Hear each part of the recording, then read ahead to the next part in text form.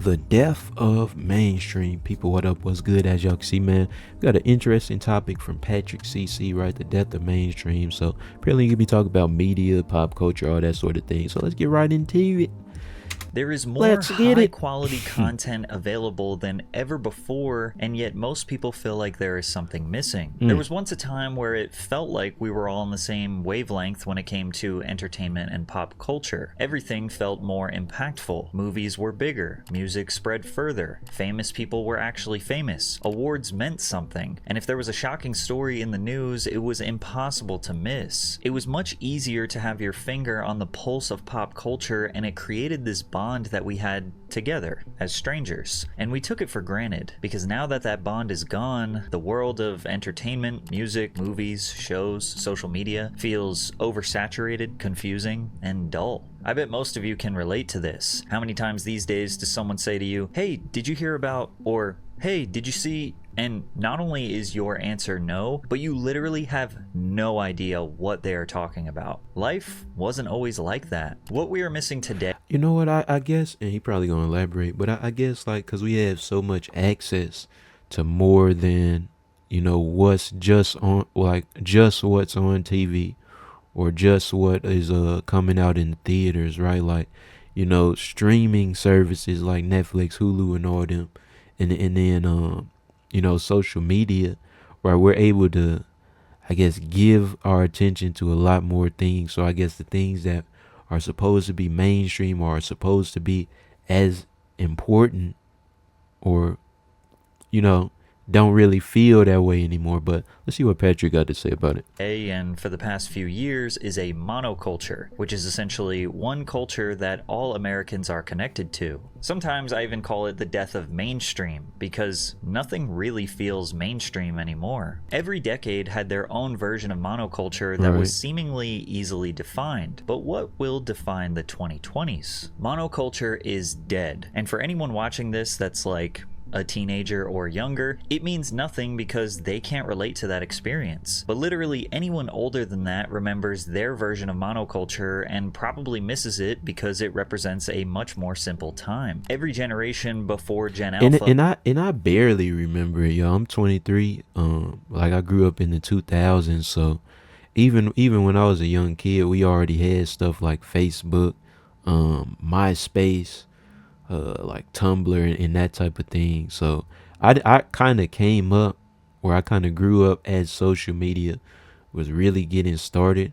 I guess if I had to, like, you know, say what I thought maybe, like, you know, a element of, I guess, monoculture was in the 2000s, you know, maybe Blockbuster, right? Like Michael Jackson before he passed away. You know what I'm saying? Like, I guess people are all unified or united around, you know, that type of thing. But yeah, like I said, man, since social media, and I guess as Patrick is about to explain it, like, we don't really have that, and we'll never have that anymore, you know? Had limited options for entertainment, and they thought it was a burden, flipping through TV channels saying, "Oh, there's nothing to watch." But now our options are infinite. We got YouTube, Netflix, everything, bro. You can go on. You can watch people live stream on Facebook, on Twitter, right? Like, there's no, and even cable, bro.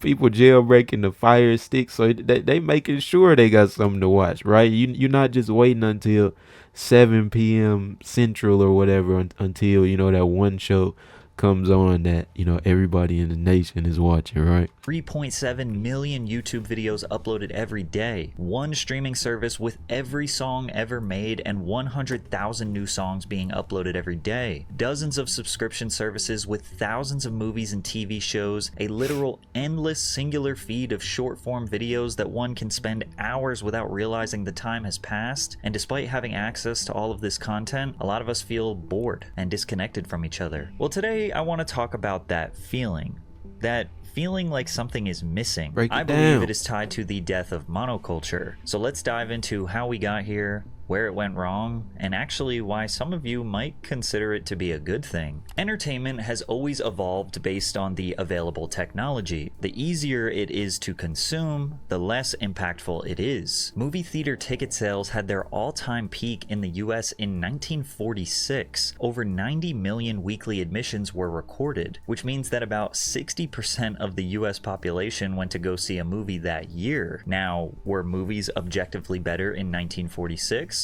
Absolutely not. There were just less of them, and less entertainment overall. The introduction of the television likely slowed down movie ticket sales, but opened up a whole new opportunity for entertainment: cartoons, sitcoms, and of course, ads. You've probably never heard of Spokeo, Truthfinder, or Been Verified, but they've definitely heard of you. These are data brokers. Their entire business model is collecting your personal info and selling it to Is this anyone an ad, Mr. Patrick? Let's find out. willing to pay. They provide reports like this that have information about you, including your contact info, address, your relatives, and maybe even what car you drive. This stuff isn't just floating around by accident, it's being packaged, indexed, and sold legally right now. Data brokers are selling our private information without our consent. They make no attempt to stop scammers, spammers, or stalkers from buying it. The government does nothing to stop them. These data brokers are literally laughing Y'all, this sound like an ad. I'm not gonna lie. all the way to the bank, probably paying off politicians, so this continues to remain legal. That's why I started using Aura, It is. who's Shout out to sponsoring this Aura, video. man. Aura Oh finds the no. data broker Shout out to Aura, man. I'm gonna sign up. You know what I'm saying? Protect my data. Protect my identity. I'm gonna scan the QR code, Patrick CC, for my free 14-day trial. Let's get it. limitations. You had to watch the show at the exact time it aired, or you missed it and had to wait for someone to tell you what happened the next day. Or even worse, you had to read this book called the TV Guide to figure out when they were going to air a rerun. Plus, there were only a few channels, so competition for attention was fierce. Right. But that also meant that millions of people were watching the same thing at the same time. With most households operating on 9-to-5 work schedules, the only time carved out to entertain yourself was between 7 and 10. This was known as prime time, and that's when the few good shows were on. Families watched the same things together, and a new episode airing at 8 p.m. on a weeknight could dominate school hallways and office break rooms the next day. Worst case scenario, you could stay up for late night television where Letterman would catch you up on all your pop culture news. We were connected as humans, kind of operating on the same wavelength, and the entertainment added to our humanity. That is, unless you were entirely disinterested from the few available shows and movies, then you had no other options, your life sucked, and you were looking for other forms of entertainment like heroin. But at least back then, it didn't have fentanyl in it. But the way people How we go from TV to heroin that quickly, bro? You could have said something, you know what I'm saying? Not to that extreme, but I hear what you're talking about. consumed movies and televisions stayed relatively the same for decades. By the 1970s, 95% of households had a TV in it. And then in the 80s and 90s, there was a massive uptick in available entertainment, like an entire TV channel dedicated to showing music videos, or an entire channel dedicated to showing cartoons. But even with more niche options, primetime shows still dominated pop culture, and Americans still felt a sense of togetherness through a somewhat limited availability. Is music not hitting the same anymore? Doesn't it feel like you used to have a connection with others based on a shared love for the same music? Well, music had a similar permeating connection to monoculture with a few key differences. For most of the 20th century, music was somewhat of a luxury. Today, for $15 a month, you can get access to every song ever made and 100,000 new ones uploaded daily. Man, were y'all I'm not gonna say what I was doing, but were y'all on Spotify plus in high school, man? Back, you know what I'm saying, when you had no money, man, you couldn't sign up for the Spotify's, the Apple Music. Y'all remember Spotify plus, or is that just something I know about? But you know, I just know about it. I ain't participating in that, right?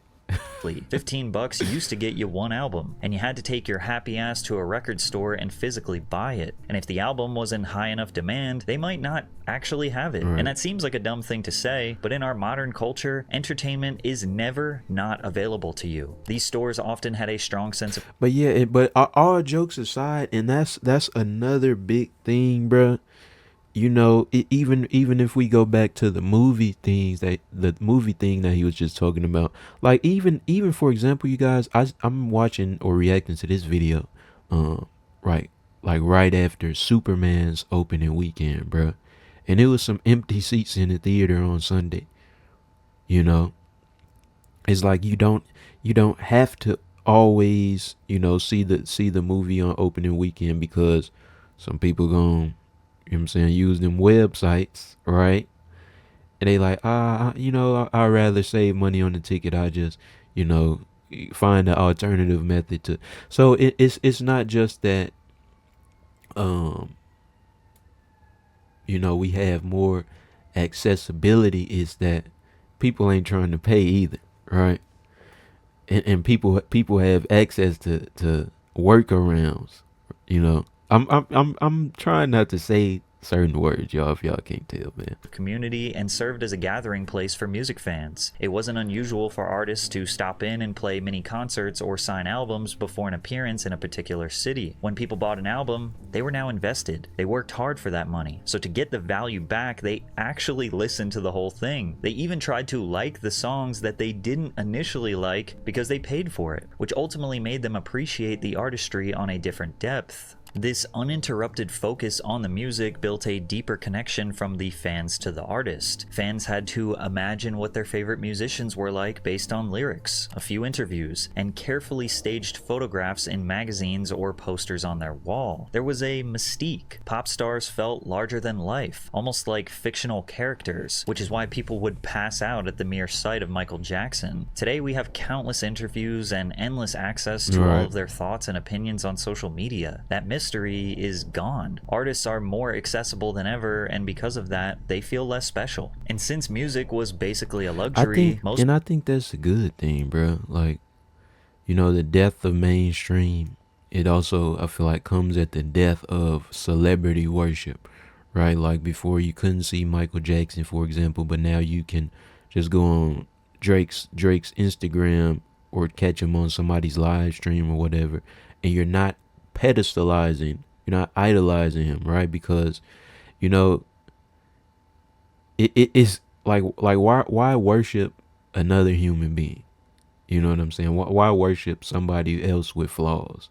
You get me? Like that's a good thing, I think, that's come out of having so much access to whether that be celebrities or any type of media through the technology that we have today, mainly like social media and these streaming services, right? So yeah, I think it's actually a good thing, man. People didn't have tons of disposable income to buy every release they wanted to listen to, so they typically resorted to listening to the radio or watching MTV. You couldn't just search your favorite Guns N' Roses song and get that instant gratification. You had to turn on MTV and just wait for it to come on, but in the meantime, you were consuming tons of other good songs that made you a more well-rounded music listener. And that was the same predicament for everyone. So at school dances, parties, or clubs, everyone felt connected because the songs that were being played were the ones that everyone had the same access to. A lot of club DJs today still mostly play music from the 2010s, and a lot of people wonder why they aren't playing more modern music. Like, are we all crippled by nostalgia? Well, not necessarily, but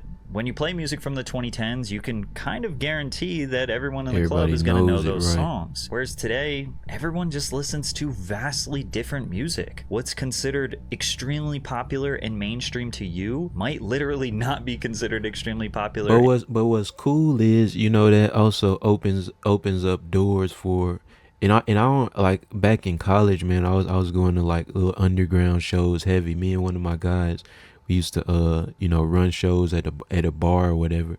So because everybody's not forced to listen to the same thing, man, you could have like a little a little house show here, or a little, I guess, like conscious rap show in another part of the city, man. So it like, I feel like it's good, man, because sure, everybody's not, I guess, united under the same type of media, but it opens up different ways to connect rather than just, waiting for who is even a popular Pitbull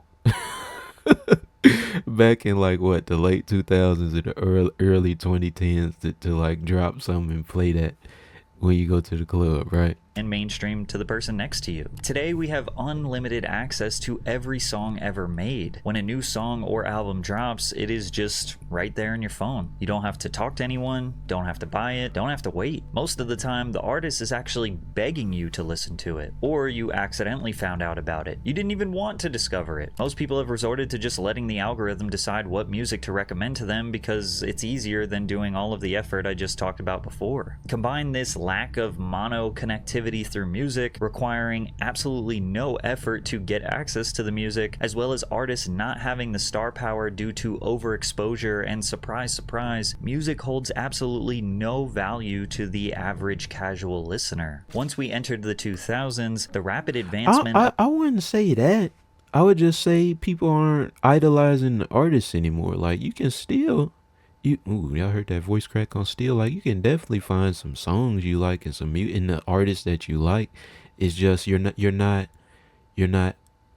again, you're not idolizing them. And again, I think that's good, bro. I think that's good, man.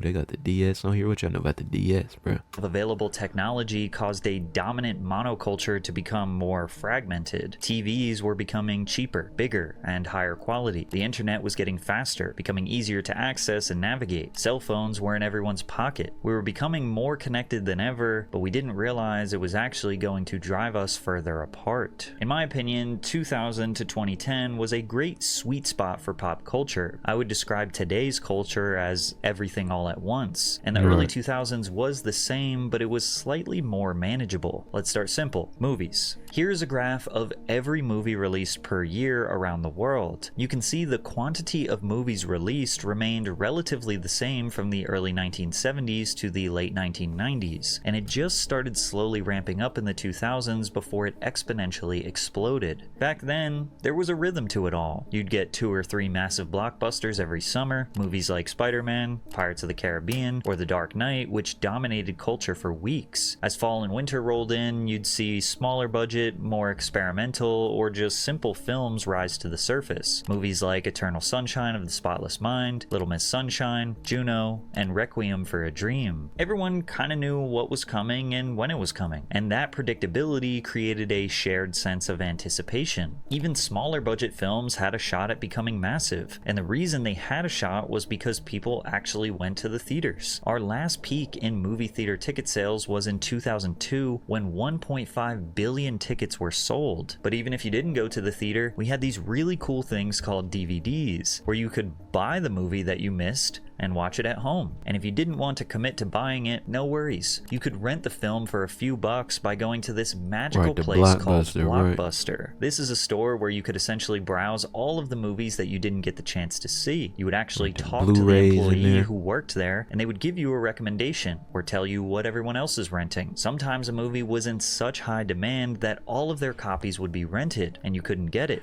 Man, do y'all remember it used to be at like every grocery store. I don't know if they still got them. It's called like the Red Box, bro, where you could like rent like movies and like trash video games from for a couple of days, man. Shout out to that. Let me know if y'all remember the Red Box. That's what the Blockbuster just reminded me of, man. Imagine that. Imagine any form of entertainment being unavailable for you today. Scarcity created demand, and it made the film more exciting. It made you want to watch it more. Most of those crappy yet special early 2000s comedies were the perfect films to pick up at a Blockbuster, and people loved that place. The company earned $5 billion in revenue in 2004. The point is that you and everyone around you had this physical connection with the entertainment and was actively using their brain to choose what they wanted to consume. TV still had a somewhat similar rhythm in the 2000s. Primetime was still valuable airtime. MTV was in its best era, in my opinion, having a plethora of terrible yet oddly captivating reality TV shows and experimental series, while still having their sister network, MTV2, play music videos 24/7. It was one of the most versatile eras for mainstream music, with lyrical rap, crunk rap, rock, emo rock, country, pop, EDM, R&B, and countless other genres in a healthy rotation on MTV and the radio. It was just on the cusp of being overwhelming, but having it all contained on MTV and VH1 made it still manageable to keep up with. Kids were absolutely consumed by Nickelodeon, Disney Channel, and Cartoon Network. You know what's crazy, you guys? Hasn't Nickelodeon completely died now? Like, isn't SpongeBob literally the only show that they air nowadays? Like all of those you know, man, I don't even remember the Penguins of Madagascar, Danny Phantom, all of that. Like that's all over with. You know, that's crazy. Like, and I, it's kind of weird, bruh, because I grew up with all these shows, man. But I got younger siblings, and it's kind of like they don't really have any like cartoons. Like it's now just whatever is on YouTube, you know, like whatever YouTuber or right, like they don't have like a Powerpuff Girls, for example, or like a Billy and Mandy, right? That they can go to their school and talk to their friends about. And you know what I will say? I feel like my opinion has kind of changed. I think you know, it's cool that we have a lot more access to a lot more different things now. But I do think losing I guess the way to connect with other people is bad. Um at the cost of like having overwhelming or being overwhelmed with all sorts of type of media, because you lose ways to connect over shows. Then you're not talking to people as much, right? Then that's where your social skills start to suffer. And right, it might not seem like that, and obviously I'm no like expert in like what is it, like psychology or whatever, but like, you know you lose a way to talk to somebody. Then what I'm saying, you get more disconnected, and I feel like it obviously, it could end up not as good as I might have thought it was, right? Even a few minutes ago when I was like kind of giving you guys my first opinion about it, right? But let's keep going, man. I like this video. Which were three separate networks that each had 2 to 3 shows worth paying attention to in their respective eras. We still had a healthy separation between our personal lives and our school and work life from 9 to 5, only entertaining ourselves lightly in the morning and in the evenings. We didn't have a phone to distract us from literally every millisecond of boredom. The entertainment options still felt limited enough that you could feel like everyone around you was on the same wavelength.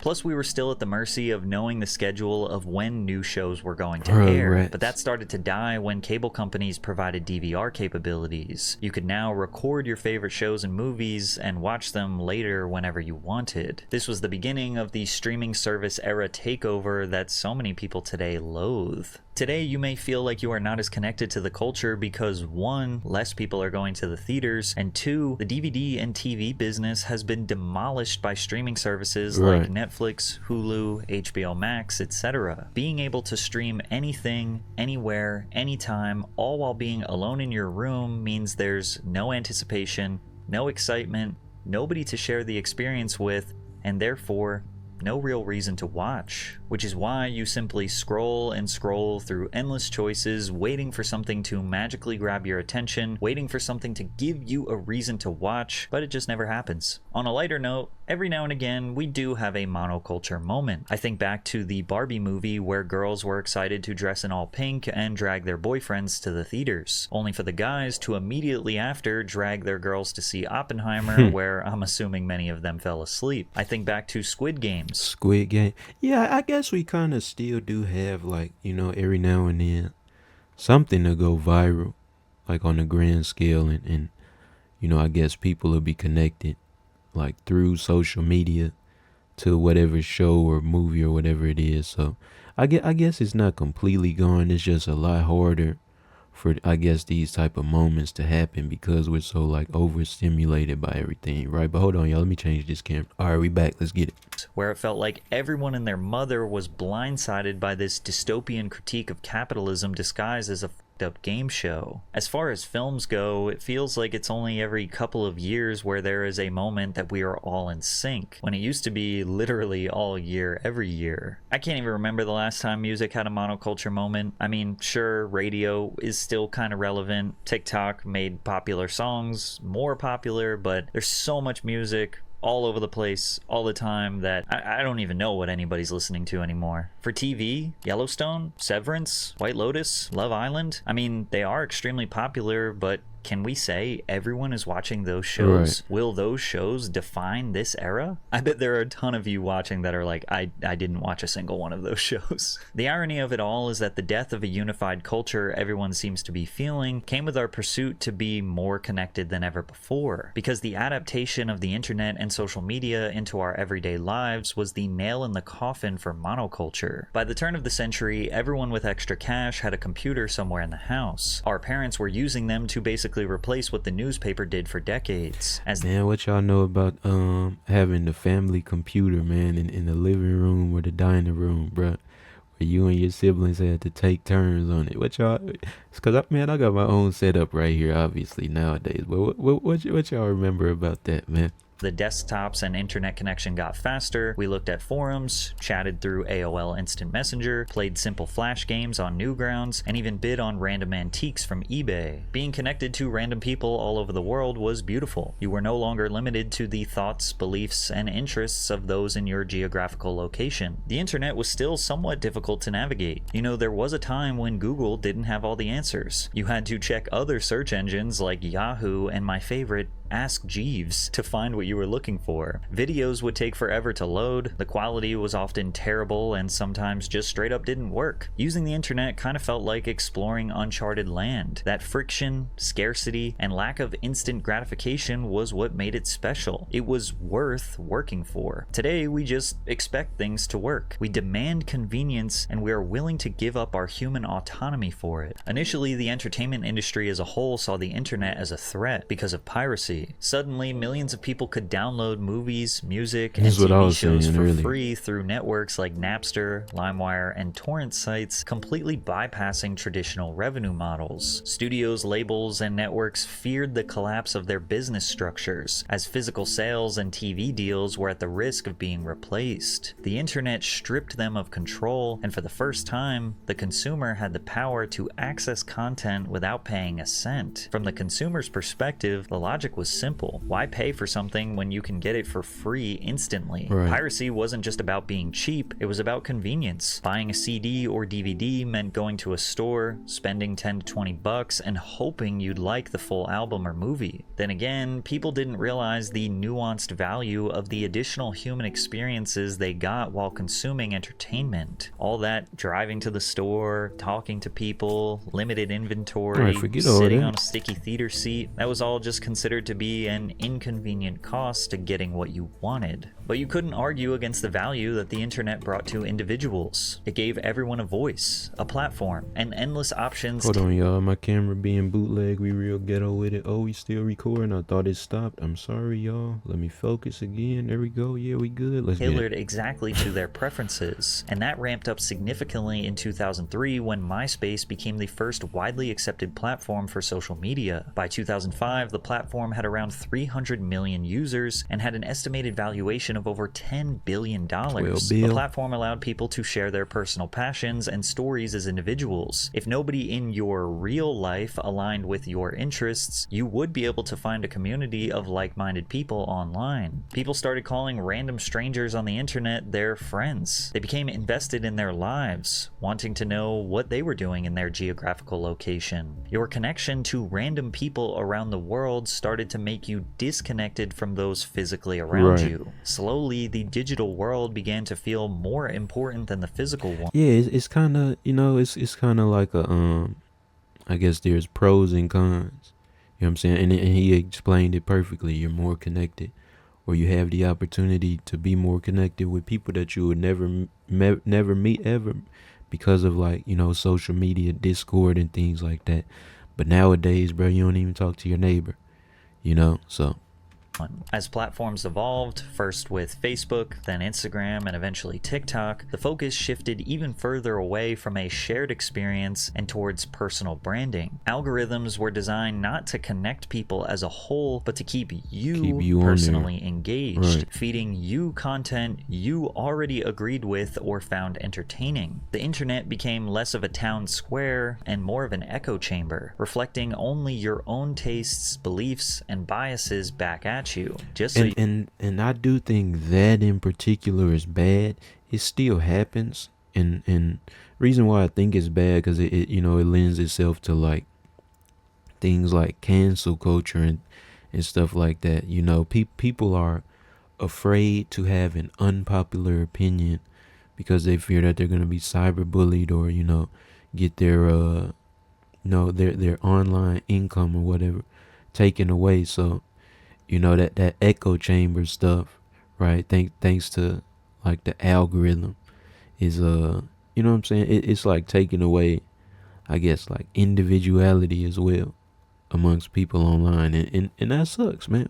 You wouldn't click off the app. Social media stopped being about community and became a stage where everyone was the main character of their own story. It made individuals feel more powerful than ever, which could be considered a good thing, but it also created a cultural landscape more narcissistic, divisive, and isolated than any era in history. So the reason why movies, TV, YouTube, social media, and literally all other forms of entertainment don't feel the same is a combination of really complicated nuances. Right. However, with a shift in mentality, you could look at all of this as a good thing. If you are a strong-minded individual, Nonconformity as counter to belief, introverted, or just someone who doesn't really care about a sense of community and those around you, you are in the golden ages. For decades. But also, even if you do care about that stuff, you can still find it is just not the same. It's just you don't go about it the same way.